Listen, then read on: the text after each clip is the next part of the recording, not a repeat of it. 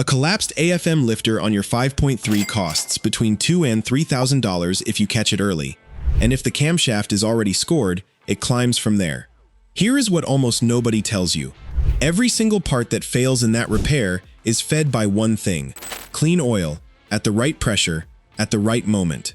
And there are 6 parts, every one of them under $50, that protect exactly that. One of them is a screen the size of a thumbnail that hides behind a sensor most owners have never touched, and when it clogs, it starves the very lifters that fail. 6 cheap parts. Let's go. First, why lifters actually fail. Before the parts, you need the mechanism, because it explains why this list is not random. Your 5.3 with active fuel management has 8 special collapsible lifters, 16 if you have the newer DFM system. Think of them as a lifter. Inside a lifter, normally they are locked by a small pin, and they work like any ordinary lifter. When the computer decides to shut down cylinders, oil under pressure is routed through the valve lifter oil manifold, the VLOM, through solenoids, and into the side of those lifters. That pressurized oil unlocks the pin, the lifter collapses, and 4 cylinders stop breathing. Here is the part that matters. That locking pin is held in position by oil pressure alone, nothing else. Which means anything that degrades oil pressure, oil cleanliness, or oil condition attacks the exact component that fails. And this is not a theory from a forum. In an official service bulletin filed with NHTSA, GM itself attributed lifter fault to internal locking pin damage due to oil aeration, air in the oil. So every part on this list does one of 3 jobs: protect oil pressure, protect oil cleanliness, or protect oil condition. That is the whole strategy, and it is why cheap parts can stand in front of an expensive repair. Part 1. The oil pressure sensor screen, the one almost nobody knows about. We start with the part that belongs at the top of every one of these lists and almost never appears on any of them. At the back of your intake, underneath the oil pressure sensor, there is a small screen. Its job is to filter oil heading to that sensor. It is tiny, it is hidden, and it is not on any dealer service schedule anywhere. Here is why it matters far more than its size suggests. Over time, especially on an engine that has run long oil change intervals, that screen clogs with carbon and debris. When it clogs, your oil pressure reading goes wrong, and owners chasing low oil pressure on these engines have repeatedly traced it back to exactly this screen and the VLOM passages behind it. Low oil pressure is the single condition most associated with stuck and failing AFM lifters, because those locking pins depend on pressure to stay where they belong. The part itself is a matter of dollars. Getting to it takes some patience, because of where it sits, but this is one of the highest value per dollar items on the entire truck. If your truck has over 100,000 miles and you have never touched this, it is worth doing. And if your oil pressure gauge has ever read lower than it used to, do not immediately assume the pump is dying. Check the cheap screen first, because plenty of people have replaced expensive parts chasing a reading that a clogged screen was causing. And there is a related item worth knowing about while you are in that area, even though it is a bigger job. The VLOM itself, the valve lifter oil manifold, has its own screen filtering oil headed to the AFM solenoids, and it clogs for exactly the same reasons. That one is not a $50 afternoon, so it is not on this list, but if you ever have the intake off for any other reason, that is the moment to deal with it, rather than paying the labor twice. The point of both of these is the same. The oil route feeding your AFM system passes through small filters that no maintenance schedule tells you about, and when those restrict, the components at the end of that route are the ones that pay for it. Part 2. A proper oil filter, specifically for the valve inside it. An oil filter is a $10 to $15 part that everybody buys and almost nobody thinks about. On an AFM engine, the thing that matters is not the price, it is the anti-drainback valve inside it. That valve holds oil in the filter and the galleries when the engine is switched off. A quality filter with a good valve means that when you cold start tomorrow morning, oil is right there. A cheap filter with a weak valve lets that oil bleed back into the pan overnight, and now every cold start is a partial dry start. Think about what we just covered. Your AFM lifters need oil pressure to hold their locking pins. A dry start is the moment of lowest oil pressure in the entire operating cycle, happening every single morning, on the exact components that fail. That is why this $10 part is on the list. Buy Delco or a genuinely reputable equivalent, not the cheapest one on the shelf, because the entire product is the media and that valve. And every time you take the old one off, cut it open and look inside. Fine gray silt is normal wear. Glittery metallic flake is your lifter roller or a cam lobe shedding material, and it is the only early warning you will ever get before the ticking starts. Part 3. A magnetic drain plug, a diagnostic tool that costs $15. A magnetic drain plug costs around $15 and it does two jobs, one of which nobody talks about. The obvious job: the magnet catches ferrous metal particles circulating in your oil and holds them at the bottom of the pan instead of letting them run through your bearings and your lifters. That is genuinely useful on an engine with a valve train under this much stress. But the job that actually matters more is diagnostic. Every oil change, when you pull that plug, you get to look at what your engine has been shedding. A light gray fuzz on the magnet is completely normal. That is ordinary wear. What you are watching for is a change. If the fuzz suddenly gets heavier than last time, or you start seeing actual flakes rather than fuzz, your engine is telling you something is wearing that was not wearing before. That is a warning weeks or months before a tick, and it costs you $15 and 10 extra seconds at every oil change to receive it. Pair it with cutting your filter open, and you have two independent early warning systems for under $30 total. One practical tip on using it properly: take a photo of the magnet at every oil change. Memory is unreliable, and the whole value of this part is comparing today against last time. 6 months later, scrolling back through 3 photos will tell you instantly whether something has changed, which your recollection absolutely will not. And do not panic at the first sight of gray paste on the magnet.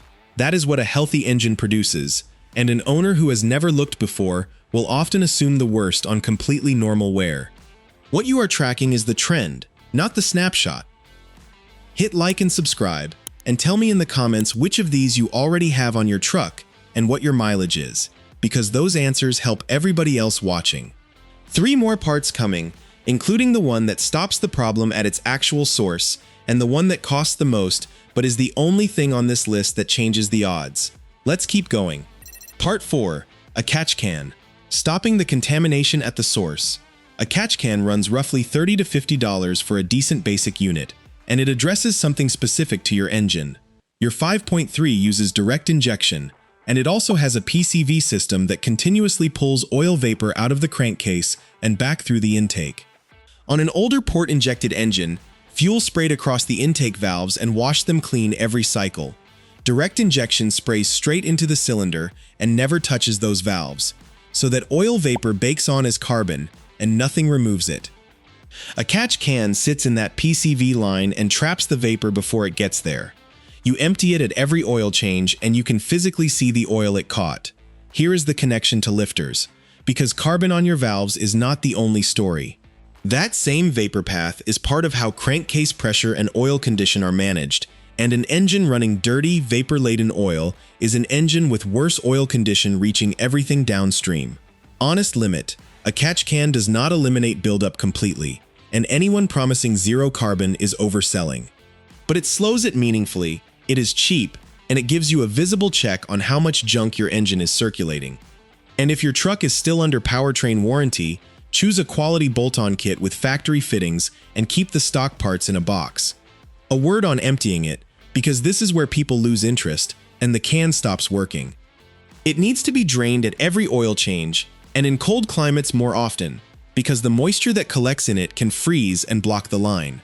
A catch can nobody empties is worse than no catch can at all. It becomes a restriction in a system that is supposed to breathe freely. So treat it as part of the oil change ritual, not a fit and forget accessory. And the first time you drain it, look at what comes out. Most owners are genuinely surprised by the volume, and that liquid is the exact material that would otherwise be baking onto the back of your intake valves. Part 5. The right oil. The cheapest protection on this entire list. This is a consumable rather than a part, but it belongs here because it is the single biggest lever you have, and it costs about $40 a change. 2 things matter: viscosity and interval. On viscosity, if you are still under factory powertrain warranty, run exactly what GM specifies and keep every receipt, because GM has issued bulletins telling dealers to look at oil viscosity when diagnosing valve train failures.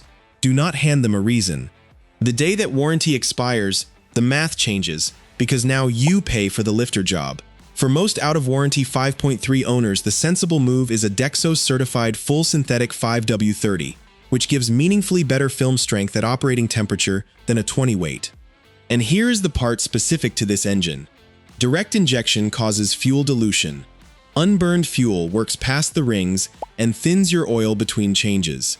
Used oil analysis on these engines has repeatedly found 0W20 that has thinned below its own grade by a normal interval. So the engine was calibrated for a 20 weight, and it is running something closer to a 16, feeding the locking pins that need pressure. On interval 4 to 5,000 miles, not the 7,500 your oil life monitor will let you reach.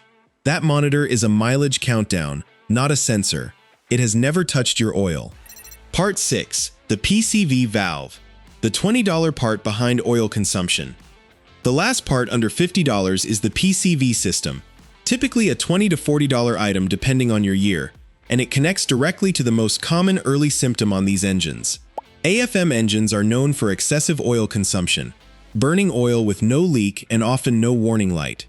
Part of that story is the AFM system itself letting oil pass the rings in deactivated cylinders, but part of it is crankcase pressure, and that is what the PCV system manages. When the PCV valve fails or the system gets restricted, crankcase pressure rises, and higher pressure pushes more oil past seals and rings and into places it should not be. Now connected to everything else on this list, an engine consuming oil is an engine whose level drops between changes, and low oil level means lower oil pressure available to hold those locking pins. It also means more vapor going through your intake, which is what Part 4 was about. This is a cheap, commonly overlooked maintenance item that sits directly upstream of oil consumption, and on an engine where oil condition I is the failure mechanism, upstream is exactly where you want to spend $20. There is a simple check worth doing before you buy anything here. With the engine running, pull the oil fill cap off and set it loosely back on. On a healthy system, it should sit there quietly. If it dances, rattles, or you feel noticeable pressure pushing out of the fill hole, your crankcase is not venting the way it should, and the PCV system is the first place to look. It costs nothing to check, and it tells you in 10 seconds whether this $20 part is due. And if you are one of the owners who has been topping up oil between changes and could never work out why, this is one of the 2 or 3 most common explanations on these engines, and by far the cheapest one to rule out. The bonus. The one over $50 that's still worth it. Everything so far has been under $50. This one is not. A plug-in AFM disabler runs around $100, but it is the only item that changes the odds directly, so it belongs here. It plugs into your OBD2 port and sends the disable command at every start, so the system stops cycling your lifters between locked and unlocked states thousands of times per drive. Fewer transitions means less wear on the exact pin that fails. It does not reprogram anything, and it unplugs in seconds. Now the honest part, and I am not going to sell you a guarantee that does not exist. A disabler reduces risk. It does not eliminate it. There are documented cases of owners breaking a lifter with a range module installed the whole time. Because the module stops the command to deactivate, it does not remove the 16 collapsible lifters, the VLOM, or the oil passages from your engine. The hardware is still in there. So the disabler is a layer, and the layers underneath it are the 6 cheap parts we just covered. Clean oil, at the right viscosity, at the right pressure, on a short interval. A disabler on top of neglected oil is not protection. A disabler on top of this list is. One more practical note. Install it early if you are going to install it at all. A disabler at 50,000 miles prevents cycling wear that has not happened yet. The same device at 180,000 miles is arriving after the wear it was meant to prevent has already accumulated, which is exactly why some owners fit one and still lose a lifter shortly afterward and conclude the product was worthless. It was not worthless. It was late. What this will not fix. One honest section before the verdict, because I would rather you trust me than be impressed by me. None of this repairs an engine that is already ticking. If you have a persistent tick that does not fade as the engine warms up, if you have a misfire code on one of the AFM cylinders, if you found glitter on your magnet or in your filter, you are past prevention and into diagnosis, and no cheap part on this list changes that. Get it looked at, because a collapsed lifter that keeps being driven is what turns a $2,000 to $3,000 lifter and cam job into a full engine. Second honest point, plenty of AFM engines run past 200,000 miles having had none of these parts. The failures are real and documented, but they are not universal, and anybody telling you every one of these engines grenades is selling fear. What this list actually does is buy down a risk on an engine where the downside is expensive. That is a very good trade for under $200 total. It is not a warranty. So there is the whole shopping list. The oil pressure sensor screen nobody knows about. A proper oil filter bought for the valve inside it. A magnetic drain plug that doubles as an early warning system. A catch can to stop the contamination at the source. The right oil at the right interval, which is the biggest lever you have. A PCV valve sitting upstream of oil consumption. And on top of all of it, a disabler to stop the cycling. Add it up, and you are under $200, standing in front of a repair that starts at $2,000 or $3,000 and does not stop there if the cam gets scored. Every single one of those parts is doing the same job, protecting the oil that holds a locking pin in place. Understand that one sentence and the whole list makes sense. So tell me in the comments, which of these 6 do you already have on your truck, and what is your mileage? And if you are past 200,000 on a 5.3, post your number, because those are the comments everyone scrolls down to read. Hit like and subscribe. I will see you in the next one.